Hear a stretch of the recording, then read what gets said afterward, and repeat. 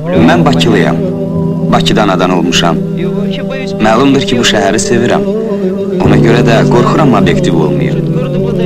Amma bu şəhərdə nəsə var, adamı həmişə özünə çəkir.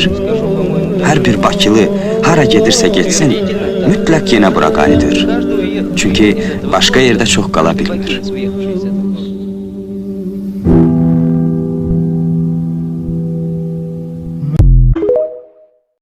İnsan neye lazım yurtsuz vətənsiz, bülbül nəğmə deməz olsa çəmənsiz. İnsan neye lazım yurtsuz vətənsiz, bülbül də nəğmə deməz olsa çəmənsiz.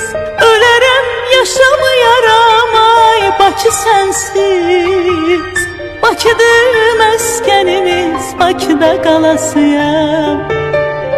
Ölərəm yaşamayaram ay Bakı sənsiz. Bakıdır məskənimiz, Bakıda qalasıyam. Bakılı balasıyam, Bakılı balasıyam. Bakıda doğulmuşam, Bakıda qalasıyam.